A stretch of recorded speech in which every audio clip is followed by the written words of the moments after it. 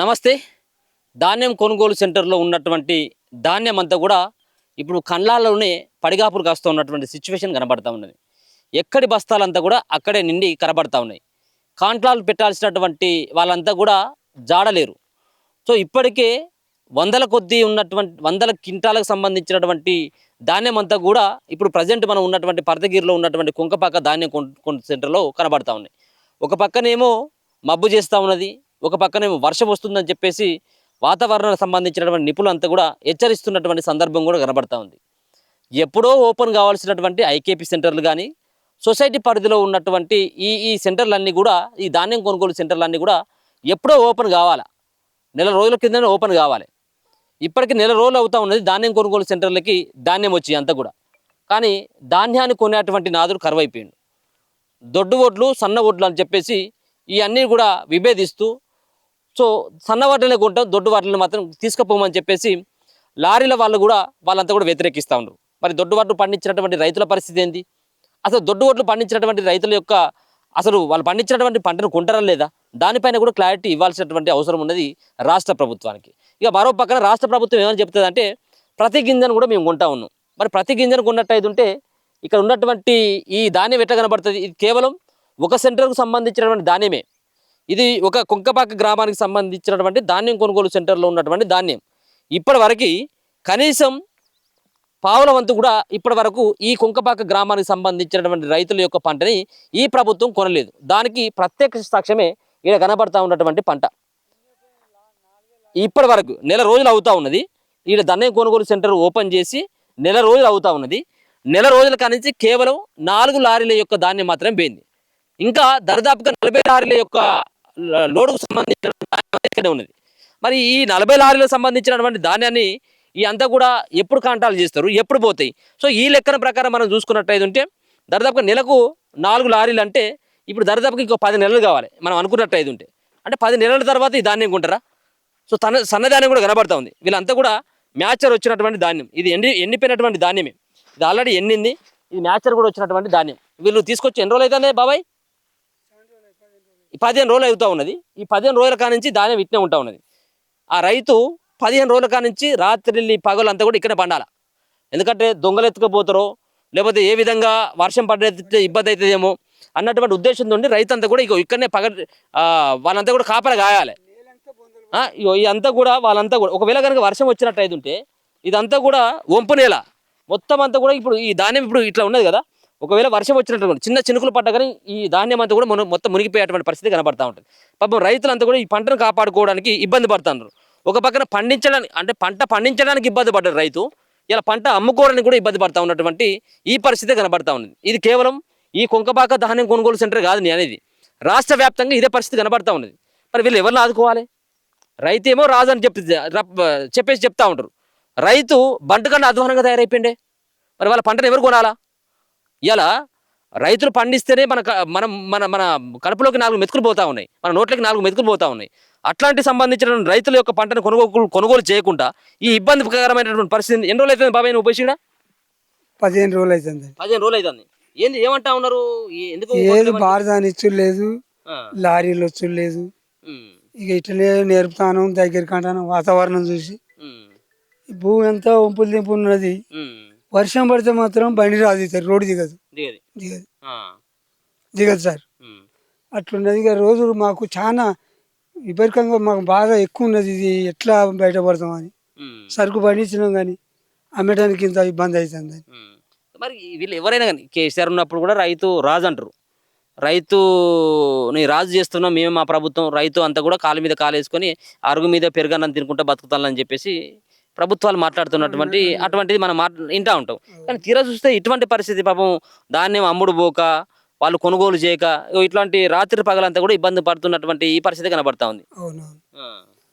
సరే, నిజంగా రైతు రాజేనా? రైతు రాజేనా? రాజా నాకు తెలియదు. నిజంగానేనా రైతు రాజేనా? లేకపోతే ఇట్లాంటి ఇబ్బంది పడతా ఉన్నారు కదా? రాజు ఎట్లయితాడు? అంతేనా? రైతు కష్టజీవి కదా.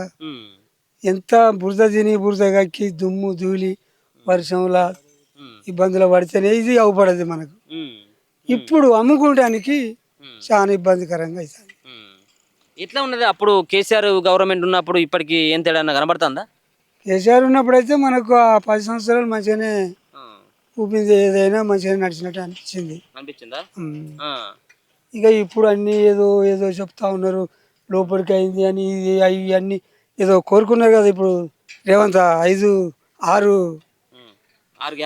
గ్యారెంటీలా అన్నీ మాట్లాడు ఒప్పుకున్నాడు, అంతా కింద మీద అవుతుంది ప్రభుత్వం. మరి ఇంకా ఎన్ని రోజులు ఉండాలంటే? ఇప్పటికే 15 రోజులు అయిపోయింది, ఇంకెన్ని రోజులు కావాలంటే నీ దాన్ని అమ్ముడు పోయేసరికి? ఇక మనకైతే ఇంకా దరిదాపు దొరుకుతలేదు. ఎప్పుడు ఎన్నడు అనేది ఆనాడు ఇంకా ఎక్కువ నెల రోజుల కింద పోసినాయి, ఇంకా పోతలేవు వాడు అటు ఉన్నాయి.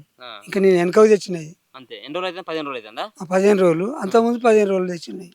అవి కూడా ఉన్నాయి, నెల రోజులకి కూడా ఉన్నాయి.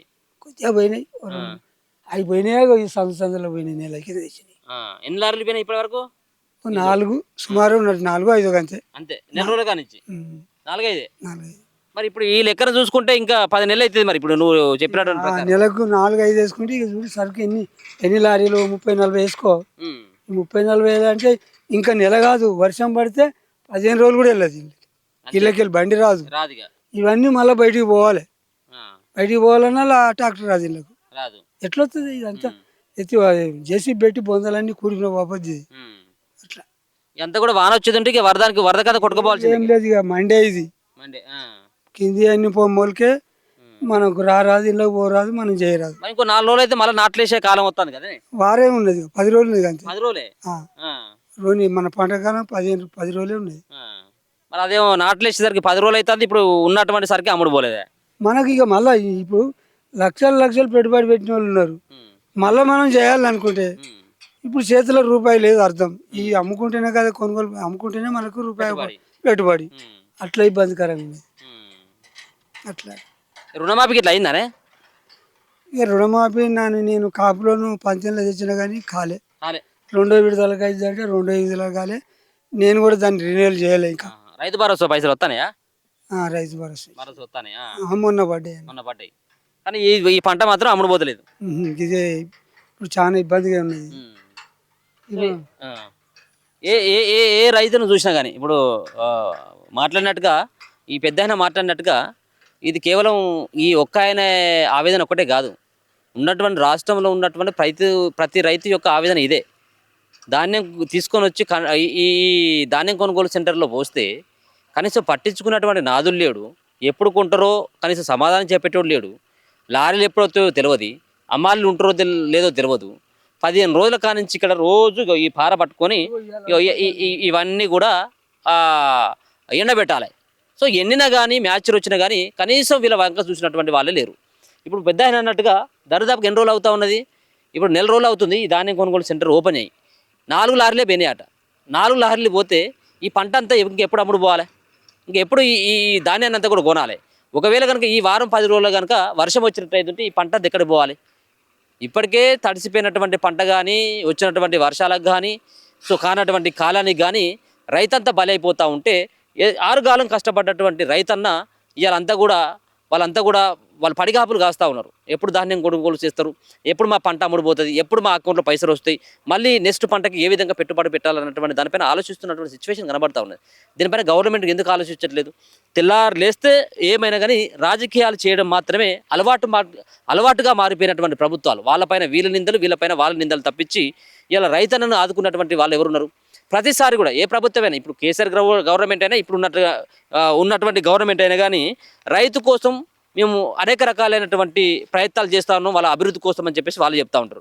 రైతు కోసం మేము మేనిఫెస్టోలో చాలా రకాలైనటువంటి చాలా అంశాలను కూడా పొందుపరచడం జరిగిందని చెప్పేసి అంటూ ఉంటారు. కానీ తీరా చూస్తే రైతు, సో వాళ్ళు పంట పండించడానికి వాళ్ళు ఎండలోనే ఉండాలి, ఇలా పంట అమ్ముకోవడానికి కూడా వాళ్ళు ఎండలోనే ఉండాలి.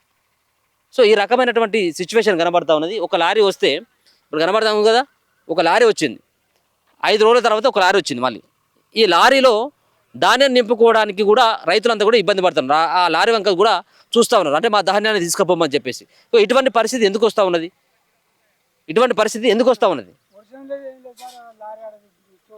అగో చూడు, ఇప్పుడు ఏం లేదు, వర్షం లేదు, ఏది లేదు. అక్కడ ఉన్నటువంటి లారీ అంతా కూడా దిగబడ్డది. ఇప్పుడే ఈ లారీ ఆ విధంగా దిగబడితే 4 చినుకులు పడితే ఆ లారీ బయటికి వెళ్తుందా? లారీలు బయటికి వెళ్ళకపోతే ఈ ధాన్యం అంతా కూడా బయటికి వెళ్తుందా? వెళ్ళదు. సో సిచ్యువేషన్ ఇది. ప్రతి రైతు కూడా ఇవాళ సాయంత్రం దాదాపుగా 6-7 అవుతా ఉన్నది. ఉన్నటువంటి ఊర్లో ఉన్నటువంటి రైతన్నులంతా కూడా ఊర్లో ఉండాల్సినటువంటి వీళ్ళంతా కూడా ఈ రైతులు కానీ ఇక్కడ ఉన్నటువంటి ప్రజలంతా కూడా ఊర్లో ఉండాలి. ఈ టైంలో వాళ్ళ ఇంటి దగ్గర ఉంటారు. వాళ్ళ కుటుంబంతో గడపాల్సినటువంటి వీళ్ళంతా కూడా ఇలా వాళ్ళంతా కూడా ఈ కొనుగోలు సెంటర్లో వాళ్ళంతా కూడా కాపలా కాస్తా ఉన్నటువంటి సిచ్యువేషన్ కనబడతా ఉన్నది. ఎప్పుడు ఏ టైంలో లారీ వస్తుందో తెలియదు. ఒకవేళ కనుక లారీ వచ్చినట్టయితే మా ఒడ్లని దాంట్లోకి లోడ్ చేయాలన్నటువంటి ఒక ఆలోచనతోటి వాళ్ళంతా కూడా ఇక్కడికి వచ్చి వెయిట్ చేస్తున్నటువంటి సిచ్యువేషన్ కనబడతా ఉంది. చూసుకోవచ్చాగో చూడు, ఒక లారీ వస్తే వందలాది మంది రైతులంతా కూడా ఇక్కడికి వచ్చి మా సంబంధించినటువంటి ధాన్యాన్ని తీసుకెళ్ళాలని చెప్పేసి వాళ్ళు మొరబెట్టుకున్నటువంటి పరిస్థితి కనబడతా ఉన్నది. ఈ సిచ్యువేషన్ వస్తూ ఉన్నది. ఇది కేవలం ఒక దగ్గరనో రెండు దగ్గరనో కాదు, యావత్ తెలంగాణలో రాష్ట్రంలో ఉన్నటువంటి పరిస్థితి ఈ విధంగా దాపరించిందని చెప్పడానికి ఇది ఒక నిదర్శనంగా మనం చెప్పుకోవచ్చు.